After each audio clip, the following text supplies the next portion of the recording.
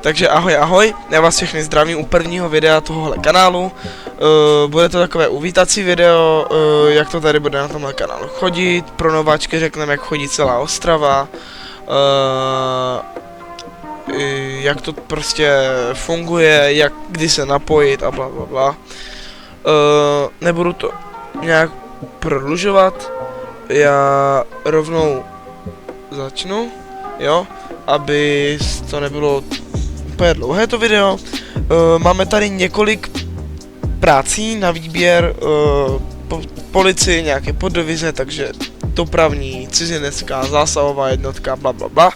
Můžete řídit autobus, můžete být Volt driver, což je také, že dobrý, ale stejně tady je nejvíce policistů, to bych jsem asi řekl. Můžete být i záchranář, hasič, cokoliv vás baví. Jenom se trošku v tom vyznat a nebýt úplně jakože jednou za rok na hře, jo. To jako jestli chcete už se zaměstnat, tak to. Všechny potřebné věci budete mít v popisku videa, jako hlavní Discord, na hlavním Discordu už najdete skoro všechno, jo.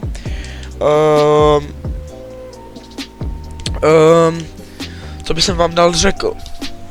Pro ty nové, co neví vůbec, co je Roblox RP. Je to simulace reálného života.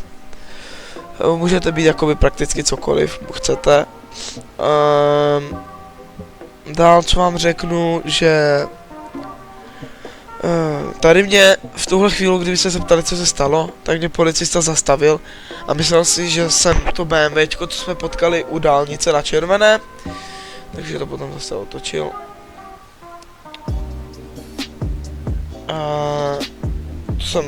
To samozřejmě nebudeme řešit nějak, jako, tak vám to řeknu, je to super hra, asi nejhranější RP na CZSK Robloxové scéně teďka. Co to? Tak, je tady například i staff team.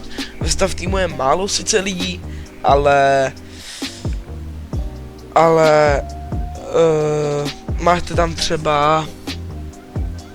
máte tam zkušené lidi, jo? Všichni, co tam jsou, tak jsou zkušení a dostali se tam s jedním důvodem. Jsou na hře aktivní hodně, vyznají se v pravidlech a tak dále. Co je to staff team?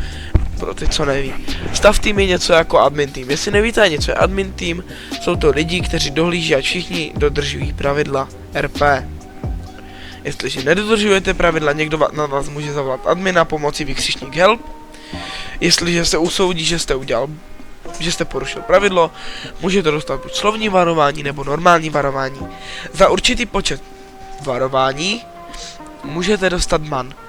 Na ban si můžete aplikovat sice aplikaci, přes kterou potom určití admini usoudí, jestli dostáváte unban nebo ne. Jestli se chcete dostat k policii,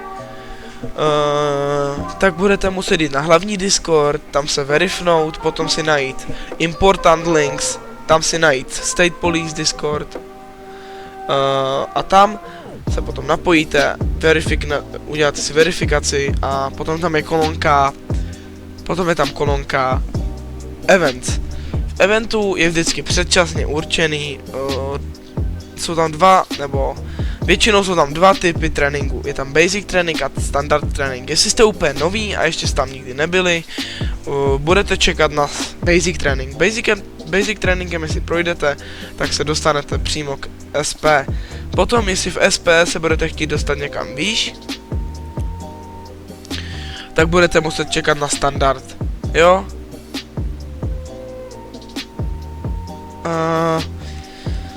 To je tady ty nejdůležitější věci, jsem to řekl docela rychle. Dál co vám můžu říct, že tady tu hru hraju úplně od začátku, nebo ne úplně od začátku, ale skoro úplně od začátku téhle hry, tohohle RP. Měl jsem sice určité pauzy a hrál jsem za začátku na jiném účtě, ale furt jsem tady byl, jo.